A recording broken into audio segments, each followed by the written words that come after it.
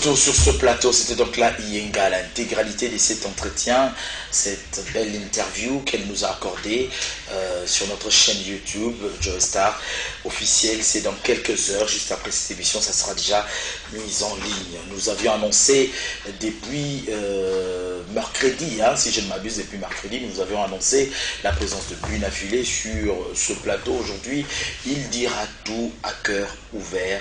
L'artiste était derrière le mur et maintenant sur ce plateau avec Bunafilé. Mais je rappelle à tous ceux-là qui nous prennent en cours que nous sommes habillés comme de coutume par notre habilleur qui n'est autre que Peter Khan. Peter Khan nous livre, nous vend ici à Kinshasa et c'est à Lingwala, au croisement des avenues Mouchi et Nyangwe, la boutique de Noble. Et là-bas, Papa Kamale va vous proposer des très belles choix. Bon anniversaire aux jumelles de Diane et Ale, mon cousin à Mongo. Mon coébana et Joe Star, les amis de HD Lengi, et puis Bater aux jumelles bien sûr, et aussi bon anniversaire à Blandine Boueto de la RTNC2, ça c'est de la part de ta meilleure amie Nathalie Mzungu. Bunafilé, bon dimanche. Ouais, bon dimanche, il y a Joe, et puis bon dimanche, la bande de tout à la biso. La activation Puma. Danger. Activation Puma, donc Puma na C, Puma na Gondo. Non, na sepela na sepela na marque na sepela na Puma trop na lata ngoto. Habillement ils a rappelé na part mo na kati ya vie artistique na yo. Kolata. Ben oui. Artiste il faut la propre, artiste il faut que mais ça n'a pas que lata original parce que toi na batu batala biso ba ko sepela pe na telina yo donc faut la ta bien. Bandiga ni bandelia. C'était na original. Voilà. Artiste, il faut aux arrachoins. Bon, et l'homme, monsieur, il a pesé sans griffe, mais il a propre. Voilà. Ouais, tu peux mettre t-shirt tout noir, pantalon tout noir, basket noir, permet un grifté, ou bien quand même propre. On a besoin de la ligne pour la taper. Mais Biko, on était. Tu sais, on a besoin de la taper. Biko, on est la machine.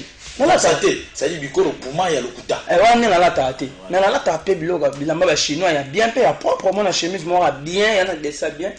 Mais ils ont un chose Ling Chang Chong. Mais notre Kenya il a ta chemise il y a Versace. Eux ils ont Versace té. On coca bon moté nos agents. Mais tu comme le niveau ni na ligne de vêtements na yo lansaki. Ouais deuxième lot il y a déjà bah déclarer trop. Deuxième lezoya, le albosso ya kana teka ngo isilaki marque na douleur et cette fois-ci ezoya le susutose là. C'est commis la fanatique na ba ozwa bango. Alors Bunafilé, santé a reculé devant.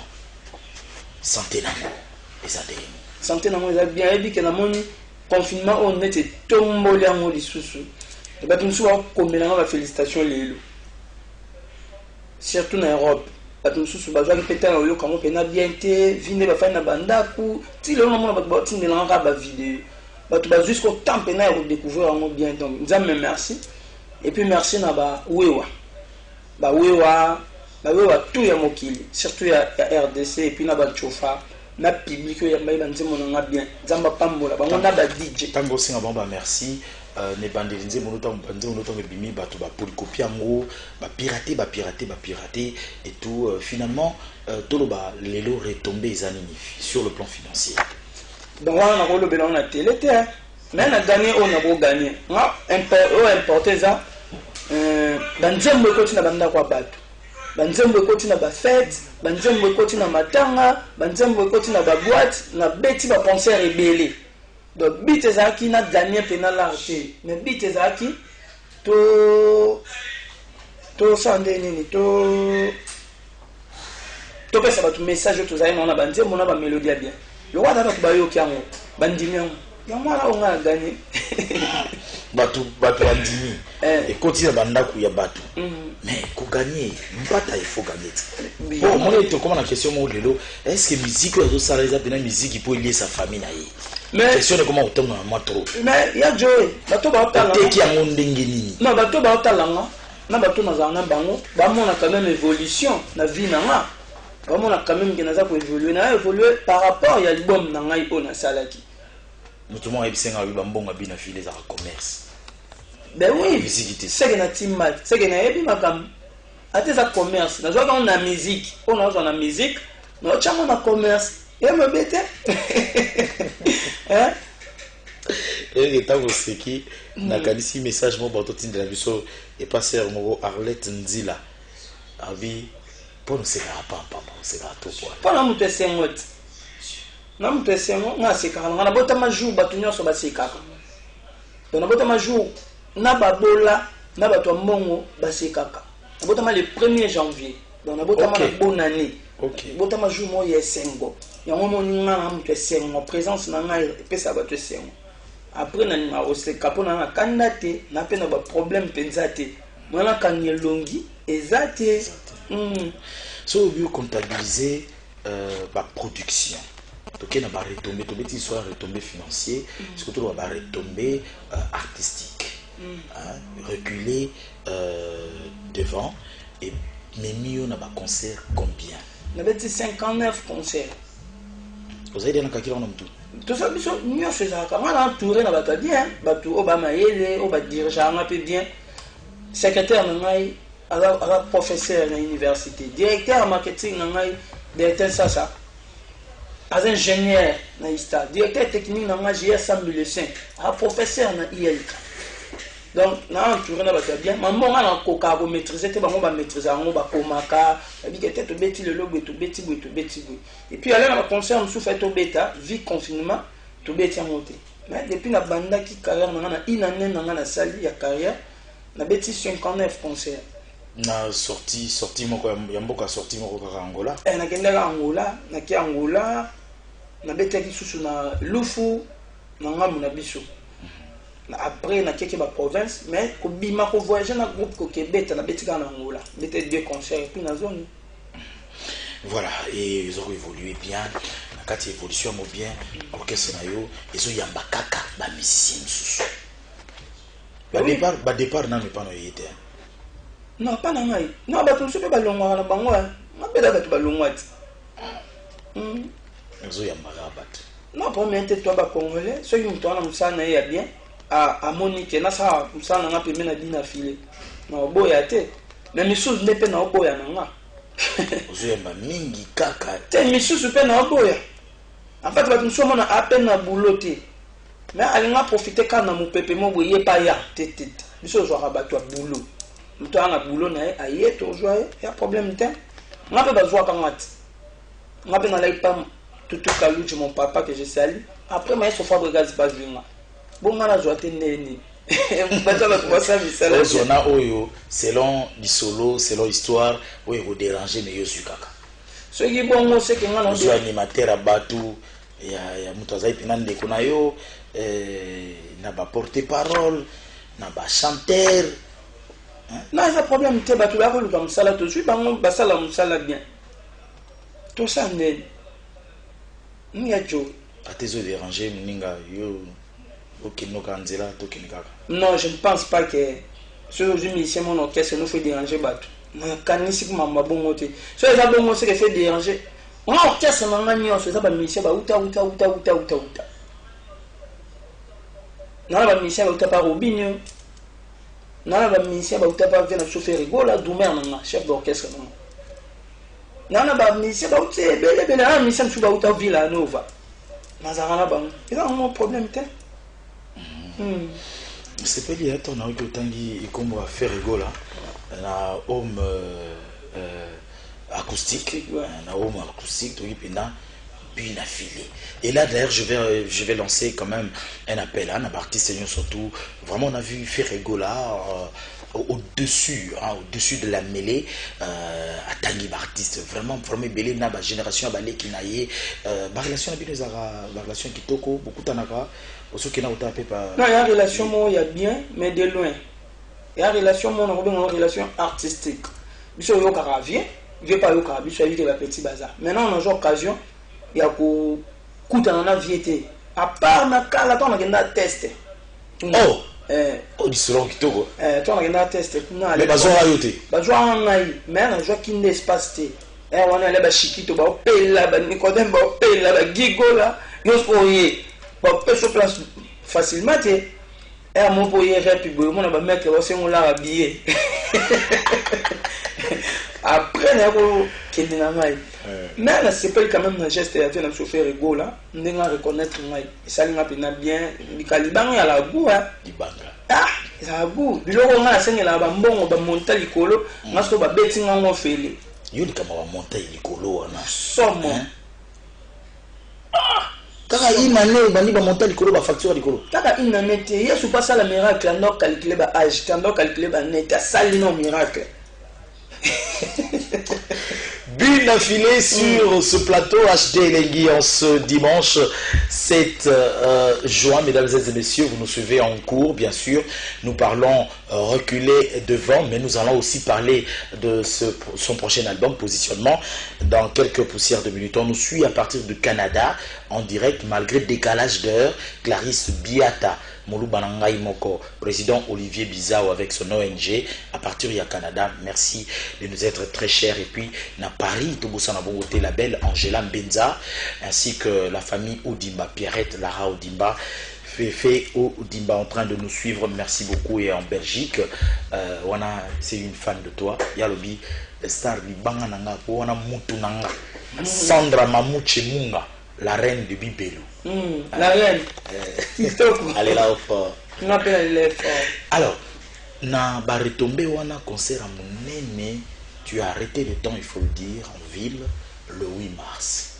Malgré que ma affiche est là qui passe par là, ma bêta qui bipaï, mina filé, Azalaki, na village Chetemba.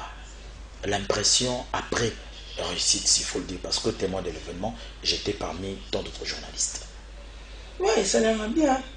Ça l'a bien, bêta qui n'a pas de bailler, son billet. Et puis papa n'a pas chez Temba, il a fait date le 16 mai.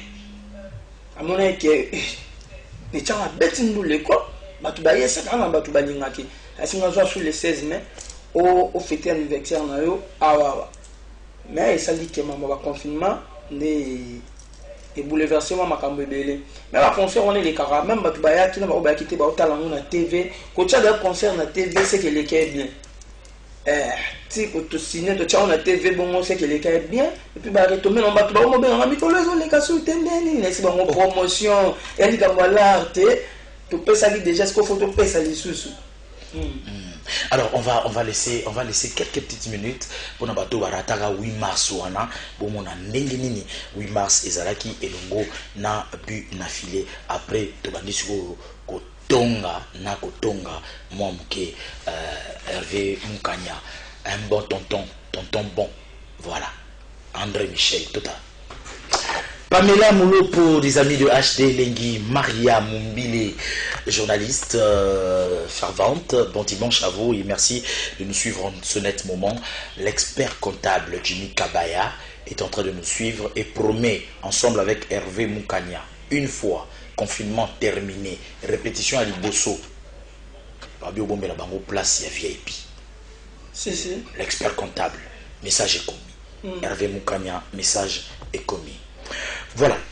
Ah, Tozungi, Tobeta Siko du solo, il y a concurrence sur terrain. Quelqu'un m'a dit, bien affilé, on dirait, à ont mené via Tembe.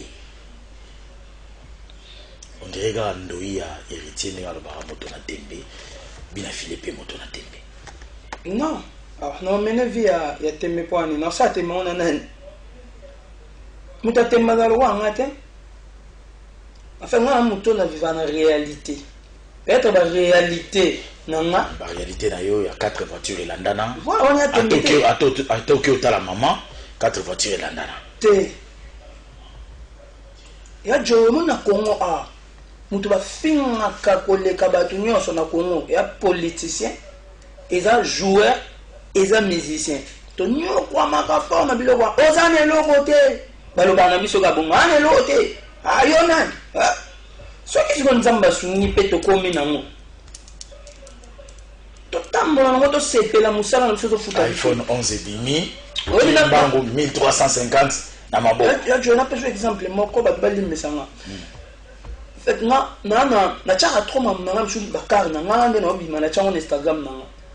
Parce que na chaka bongo na chaka suli bata pembe. libata pembe mo zo ya mikolo ne komite ta na chango na moni mutu mo akomi sombande lopangu ya komara bongo ta na chesi go lopangu obi mutanga lobili ko ona mino la kesaka biloko na yo ya singa lopangu balakisi lopangu na kopamba mo ke ana partir douleur ana partir bato bayoka douleur donc pona ye amone neti bina filana lopangu te et ngana posa ko sa bablo bo ngana cha ka po ka ya na partie délire ya basta tout le monde a bakara ba Cristiano tout le monde a vena biso fali ya ba kara danger mais tout le monde a ke poster ka ngaye et ça pendant pesa musana biso valeur et ça te pendant ko chat mena mutu parce que ta amone mena ma belende ba beta ba béton ba nini ba to signé bina filet ba nini ye mo a changer comme oh pona nini la kisa biloko na mais yo lo baki ba chelo lo pangu douleur ngana vivant na tembete ngana ndima mututu mais mutuna mutana ndenga moni la mamaye bayo ka douleur ngana vivre roi américain so na la voiture na 7 izanga Ota mononde na lingi ta mola ndengwana bato tanga ki directeur technique mutamayele CG mutamayele DMC mutamayele ba so ba sala ndeni batama na ba velo te ba ba kana bango ba poto orchestre déjà bango ba poto orchestre déjà bazanga bakara bango ba teke bamba chômeur to ba bato nzala ba senga ba mission 10% non bango ba to ba lekinga na mayele baza dana ba vina bango ba menaka en plus ba marié au monde tellement mis ça na ba marié ba responsable donc bango baza na pona ko encadrer mais et mo pe to potana na bango pona vie artistique nanga e mo ba sa voix ma boité to bi mara na dekara na bité na wa américain tout non on surtout parce que c'est pas la chose de quel ceux qui connaissent c'est quoi slogan bayoka douleur et où t'as vu moi la kaka bayoka douleur non bayoka douleur et ça et puis maintenant idéologie moko ya bato ba ko supporter l'élévation ya batuté na yeba kike album no sal et pesa makamobwe alors ils en a battu sous ba ko supporter te ba yoka douleur heureusement nga le bec kabayo ka douleur mais batu suba mo basanose ke biso mtoyo ki douleur biso basanose leli na ba acte na ba langage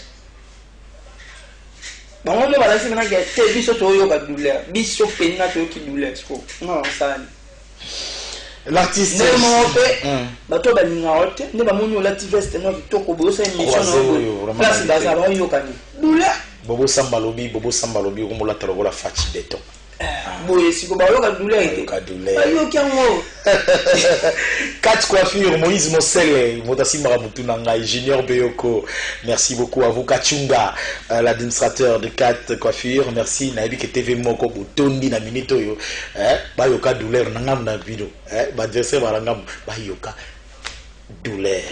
L'artiste est avec nous sur ce plateau après ba douleur obwakeli ba yoki douleur après oyeo tout le monde quand on l'a mis dans ton mot attitude poubelle ouais et ça qui na communication tout le bara et ça réaction hein il y a récepteur donc émetteur mo kamo il salemi des récepteurs fumant à l'habité attitude poubelle on a peine net le logo bimisho bi na okianga récepteur allez moi bois dans la poubelle donc là un récepteur non voilà dû à quoi dû à makambo eza na sens te ya na tina te bezo memela biso le côté na musique omoni toujours to chango na poubelle lelo na Congo to yebi nde fonctionnaka mutu mso aza faible a luka toucher ka mutu aza fort po yepe ba chai mwaka po yepe ba mona ye ba ko fingana na la mutu avant ça l'album nanga na ndomo na ka ba encouragement même na ba master misusu ya ba artiste courage yepe na ke simba ya za bosser mais tant aussi au mona bango kaka bato ba pesa nga ba chance ba changer langage ba ko mo finga mais ba bossa ni ke na dan étoile pour depuis kala tito zalaka na ba quartier so na pesi ba ndede ya kozo na ko mo mona ben silt bato ba ko mo finga ba ignorance ba ko boya le ko na muto monde wana te na comprendre peke ngana na fromage na corbeau occupé renard te na juka mamno se zanga mutuna makolo to bwa kango na poubelle Mais poubelle, attitude poubelle, on est où il y a un temps moroboé. Bien un film dans ces caca, ça sera toujours plaisant. Mais au comment quand ça n'a pas journaliste? Non. Juste après on a attitude poubelle. Non. Il y a Joey. Non, quand ça m'a tout l'état m'a tout quand m'a tout mi beko ndé quand m'a tout. Sur plainte. Mi beko ndé quand m'a tout. Non ça. Bamuso pour betakara ou betikara. Non, oui, après na mona mamde mona bato. Moni mutu mususu ako supporter ba finga ke tongo tipo quoi. Po ye pa finga bato. Amona ngo normal ya musana sala. Ata ba finga nga pe na finga. Parce que ngai ik, le quoi ma finga ka bato te. Na ko permettre te mutu moko bo a utiliser bato ba no finga nga. Si vraiment dans mobile ya solo, au niveau déclencher guerre na bina filé. Yo moko ya ko faire face na bina filé. Mais tant on utiliser mususu bana bato. Baza ba parents na bango ba futela bango ba classe pour ba koma soit ba chroniqueur ou ba chroniqueuse et yo comment exploiter bango comment tinda bango te ka bona image ma beba ya ko fingelo bat ceux qui vraiment la rabia joy mambo nde biso ba musicien to sala to koma ko utiliser ba chroniqueur na ba chroniqueuse na ba pire petit na ba pire petit ba finga bat so za musala malam to chaka bande ko na biso poni to chaka bande ko na biso te ba fingela biso bat mais to so ha ba bana ya ba famille ba tu misusu ba fingela biso bat ali yo melami batu musuko ba ya lo ba te mais au mona komela batu makam na papier bo finga boye bolo babu e ngala wana mto ba bêtise te on a même maki bato ba finga kinga na justice comme pour dire démonstration de force. Voilà, mais la place ba si maman nzoto ba betay to na ba fanatique na ba fanatique ba linganga ya ba papa ya ba mama ya ba koko ya ba jeune ya ba na miki ba ça rappelle les états ba mona msu mutu mo boye oyo kabela msu na vie oyeda na makambo mais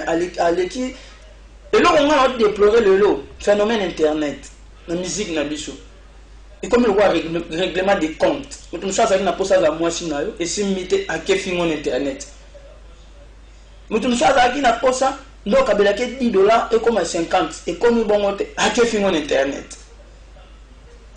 Donc voilà, donc on a une bêtise, je tolère pas. Il y a un même qui dossier na justice et puis bah c'est ce qu'ils a bah c'est un pardon. Na moko, na so sous parti à mon na bimisi na mande pour batongo ba bima. Après ah bon? Oui voilà. Les artistes musiciens moko boya benga kiyo, yene moko boya biso lembisa rien. Te mais tant mo il y a pardon. Et puis na kanisa ba tout pour ba kende prison. Na zone se bango na nzela. Ya na dike bango. Na zone se bango na nzela pour lobby. Ata ba kaboni na muto atinda bango ba finga rabatu. Baba ngape ko finga e to baba ke likambo le ma biso parquet général à 4e surtout fin de temps ça bango na sauver na ba master sur la génération na ba tumsu ba ndolingo finga bango te to ba ke surtout fini ba mema rabatu boy. Donc moi on peut se conseil na ba chroniqueur ba chroniqueuse ba master ba botika ko pesa biso ba musicien accès ya ko utiliser abino ce qui toza na makambo fo biso moto sala ngo biso mo so supporter l'élévation bien affiliée te supporter succès bien affilié yaka yo moko ya faire face na bien affilié face à face na bien affilié parole de bien affilié encore une fois de plus bayoka douleur je en allez là aïe so belle qui maka sobika maman na confier. Vous comprendriez, à bout dans le 1er janvier, dans les arrêts à sourire, toujours dans le plateau. Merci à toi. Hier, j'ai été très bien reçu. Vraiment très bien reçu. Un temps, tu regardes à Bensingaï, na Kitambo, na Babylone. Porte fungwa mi Joe Star à côté, Marmoroma et Maboko. Ah, Ngola Moseka, wana, Maman Laetitia Lucas. Merci. Ça dit, acte 2. Après, ma déchapende.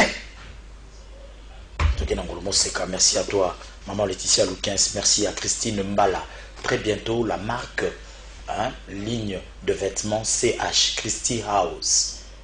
Christine Mbala, le mannequin du barreau. Merci en tout cas à toi. Frasi l'argent, en train de nous suivre. Urubaki Yabatouana ou télécharger. Pour télécharger. Voilà, il est avec nous. Positionnement. Positionnement, ils ont Momoko, ils ont renvoyé Bisso. Na verbe positionner. Bien affilé, il a aussi positionné. Wapi na kati musique na biso. Wana penza na lobana, nzira na partout Na comme une grande mais na partout parce que ba koko ba yoka musique nanga. Ba papa, ba mama, ba na mikie, ba jeune, ba yoka musique nanga. Voilà. Et on a que na pes album na positionnement et puis on s'est positionné encore na ba musicien na ngai. Album il est quand na imba ka ngamoko. Mais cette fois-ci na ba instrumentiste na ba beti, ba animateur ba gwaki, ba chanteur ba yemi, tout s'est positionné ensemble. Na ba musapima ko sur les longités. Donc na bangonde to s'est positionné. Banzembo koti na banda ko ba surtout banzembo ige lembi na kati ya positionnement wana na comprendre pe que tant on fait rigola tangio c'est que Kulutu andimi leki na ye donc c'est positionné andimi na kati ya musique na ba Kulutu wana nyoso tu banani oyo yo mona pena réaction bayambi yo na kati ya musique bon exemple na msusu pe aboyi yo choqué yo bon je ne pense pas. Je ne pense bon moi mais ça ko boya nenga ba Kulutu ou pas mais ce cas public andimi nenga et déranger ngate na yo kana ngabe pendant que ba okatanga suki Moïse Mosele fan na yo moko alinga omiki yi mutala kisinga lien moko Kulutu Jean Koubal tant komi na kombo na yo abi ba lobisa e ba kombo ba tunsuti abini batangise ba kombo ba tunsuti nani Kulutu Jean Koubal papa so Jean Koubal abini ngate toi fonte la papa ce qui déjà na pe mote sikazali ce qui toza na 20 papa na Congo o basa la musique so il a 19 ba ebinga so moko ebinga te ape na 40 19 wana ba la kisenga ba epse moi na biso to potama est-ce que par hasard papa so réclamé au matsamo qualité à ndoulé Tony na évité entre guillemets non problème te biso na stoko za ba grand chanteur te mon papa so Jean Koubal la grand chanteur mais nous avons la place à Tchaka Mouna Moutou. Nous avons sous vision et Pegozala. Nous avons sous vision et Pegozala. A comme on est grand chanteur, mais à un grand artiste. Nous avons comme on est grand chanteur, mais on a quand même grand artiste. Le lot tombé tel solo, Innocent Balou, mais il n'est pas grand chanteur, mais un grand artiste. Parce qu'il y a un monde entier. Ce n'est pas grand, c'est innocent. Mais surtout quand on a grand chanteur, Innocent est grand chanteur te. To yema na biso na bango to aka ba niveau mo yo yemba. Mais aza grand koleka, aza grand artiste koleka belé na Congo. Tu vois? Et puis moi na la musique était pour kaka papa biso Jean Koubal ndima. Non, mais non sa musique peut être donc. Nzamba pesi nga yango na osala. Et puis musique peut être musique. Et c'est ngate, faut que papa biso Jean Koubal ndima. Pour papa biso Madilu bazalaka. Papa so balwa mo balaka ba vena se Jean Koubal bazaka te ko ba ndima musique ya musique o ngana na retenir so ki papa ebinga te am sunda atalinga bisko o yebanga na papa belé ba ebinga obi nazaki surpris na famille na moni Kofi Olomide Quadra Koraman mon koko na plateau ya confrère na yo so na kotanga komo ya papi boma ouais atangi komo na Quadra Koraman, nous avons fait l'exploit, il y a danger dans mon kilo. Non, on a été depuis na Botama. Par contre, ma mission c'est un rapport, mon père attend à communier un souffle qui est les CD, faut pas ça aller deal mon boy, ou ça on est contrat mon boy. Non, mon pas ôté. Mais la famille na mon papa biso Kofi Olomide atangi comme on a. Et puis plaisir on a okaki. La femme na papa na biso Félix Oazé quoi, abenganga na ndaku na ye. Pas féliciter par rapport à l'album, par rapport à la tête. Dernièrement, Kokomo Werason. Voilà, mais il y a Kokomo Werason. La famille, maestro Suzy Kaseya. Comment les francs-congolais, bateau pour faire pour na Congo, a benga na téléphone. A vinga été, a yo benga na sampayo, a bibolu kelanga petu na bina filé. Na yepuna na kutana ba papa Bozi, ba papa Defao, ba papa Manda. Maman Tchala Mona, Nzembo Corona, Sam Chitu, papa Sam Chitu, papa Félix Oazé quoi. Na une année, na yemina batuana nyonso. Cela veut dire na commis déjà compté parmi les artistes et pays à Congo. Bien affilé et positionné dans la musique. La père on a tout on a le dit. Bango ba observer Jacques Balga. Merci beaucoup, l'artiste se trouve sur ce plateau, mesdames et messieurs. Nous allons vous proposer parmi les tout derniers clips à Kobimsa. Le titre c'est encore Amour perdu. Amour perdu, voilà. Amour perdu, ça sera pour le plaisir de mon grand frère Zambrota, toujours chic, toujours soin taïbo. Ça sera pour le plaisir de la très belle Coco Masika, Coco Masika Coxan, petite sœur et Mama Wavila, pour le plaisir de Stéphie Boutique. On est là Boutique, suivant Amour perdu. Mais Amour Nanga, ils a perdu, ils a gagné. N'a eu peine. Allons-y. Au créer d'un savoir. Roumano se bêta, il a un amour tout, il faut ça. Tozana nateli na biso biso oh biso tozana embeli na biso biso oh biso tozana bineli na biso biso oh biso tozana lobeli na biso biso oh biso tozana ba biso biso oh biso na biso bineli Vu la finesse sur ce plateau, j'en profite pour souhaiter un bon dimanche. Nabato Mayele à Congo, le géant catalogue du barreau, maître bienvenu Faso. Merci de nous être très chers, maître Christian Ankara, l'avocat de Barabas, maître Junior Mossei, maître François Xavier, mon avocat personnel, en tout cas Nabino Ambotebele, Jimmy Kabaya, l'expert comptable, tous et la déconfinement, premier concert, première répétition. Espace VIP, message est commis Hervé Moukanya. Moukanya, Hervé, un bon tonton, tonton bon. Yarosamba, Ezate. Quelles sont les relations, les vraies relations? Il y a Hugues, na Fabrice. Papa na mwana. Il y a papa na mwana, tu m'as dit pour Fabrice, c'est game. Tu vas nous réfléchir, tu vas réfléchir, tu vas réfléchir. Au monde a été qui m'a hypocrisie dans la carte. Ce qui est hypocrisie, madame Goudé est hypocrisie, il y a bien qu'il y a impoli à ma baie. Pour eux, il semblerait qu'Arandé n'a Vandaki, au Choka, grand frère, il y a. Oh, ma question.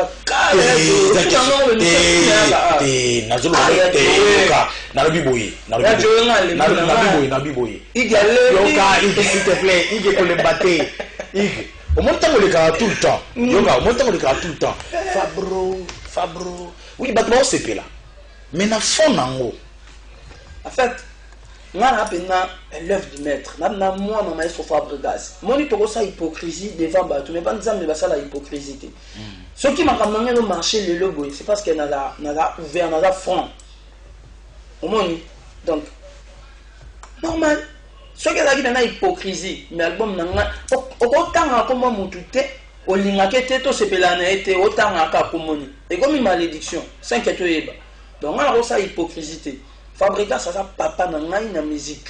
Maestro Fabregas. Et ça peut bon, on a le bani. Non. Bon, partir à Congolais, je suis pas bon. Ce aux impôts, ceux qui ont moni mutu, à vos films à battu. Kabango, je suis pas aussi. À impoli. Si tu as un sens normal, tu vas bien filer. Comme hypocrisie, tu es habité au Lubani. Boga, comme PD. Moi, je suis à la table. Ah, comment on a mouki? Si on a un boga, on va PD. Et comment on a bon? Si on a un salat, on basket, le roi Bani, la salle va faire un nez. Comme c'est les idées. Donc, tu comment vivre, c'est là, on va penser à battre. Tu es au Lubani. On a ça, élève du maître. Maestro, là, papa, maman. Et tu le restes. Oui. Na, ma fille, élève du maître, garçon de qualité, Mbraneta, Aiglon, ils ont des belles. Comment Aiglon? Les vivants, Aiglon. Aiglon. Voilà. Ok.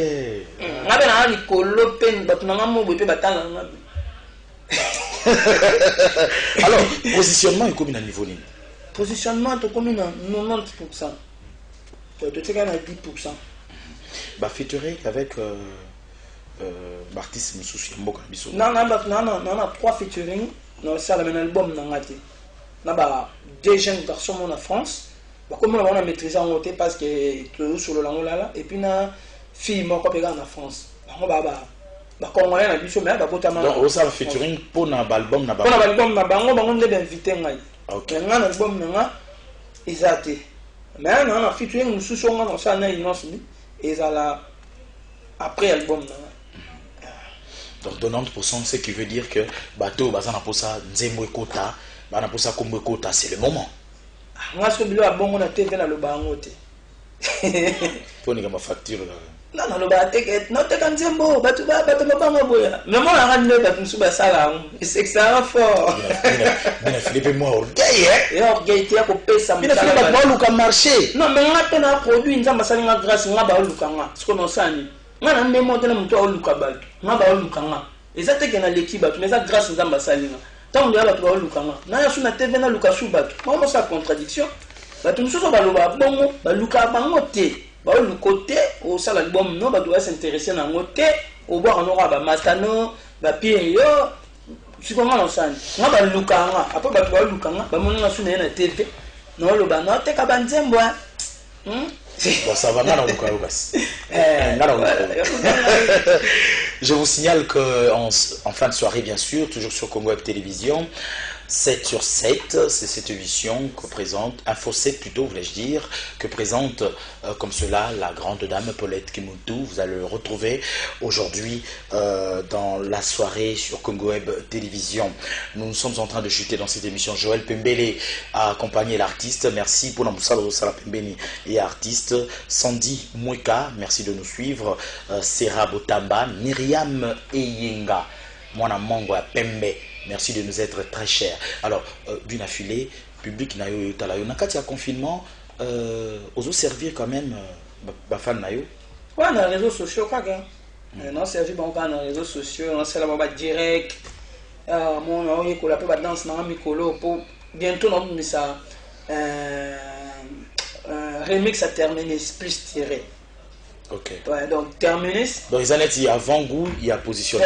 Mais on a dit que tu vois bien un générique, il y a une générique qui était chanson dansante. Donc remix il y a terminus, tu bagues si na tiré quand on a quatre voilà. Donc ils a deux morceaux. Morceau un morceau. Il y a morceau deux makamuna kat. Ça on milo mais c'est mon cœur. Otikila wa pied. Osunalinga wa pied. Allez, tire. Na pesi bato nyonso bata biso bambote secrétaire na ngai Yves Siloulou na pesi mwana na ngai Kiyosa na pesi bambote na pesi Sainte Makelika bambote belé na pesi ba joyeux anniversaire na Jonathan Doudi Rossi Bluetooth le nécessaire Pati Wamba et Joël Pembele na pesi bato tout bambote. Mesdames et messieurs, ça la fille à papa. Tania Kilo, ça la fille à papa. Monsieur Vrijandangi, une des filles à papa aussi. Pardon, Matete Bomoko. Bilele, Moïse Bassende, Blanchard Della, Arnaud Ambilom selon mon cœur, ingénieur Masolo. Merci beaucoup, Matete Bomoko, Lelo Nozana Matete, tout à l'heure. Encore une fois de plus, nous cessons condoléances au vice-gouverneur Néron Mbungu tout à l'heure avec Virginie Manganga et d'autres amis. Nous allons aller au chevet de son excellence, bien sûr. Sarah Makelela, merci de nous avoir suivis. C'en est fini pour ce dimanche. Je crois que l'artiste a tenu des propos qui n'engagent que lui et ça a été une émission vraiment, il y a propre, selon ma tante Nabino, sans Kofinga, Boinde, il faut vraiment Ezalaka. Il faut dire merci à Maurice Jugandour qui a dirigé cette émission de main de maître, à Freddy Kipimo qui l'a assisté, à Jules Chipampa qui était derrière les caméras à la prise de vue. Cette émission passe en rediffusion demain à 17h et vous pouvez bien sûr suivre sur YouTube. Les suggestions remarques.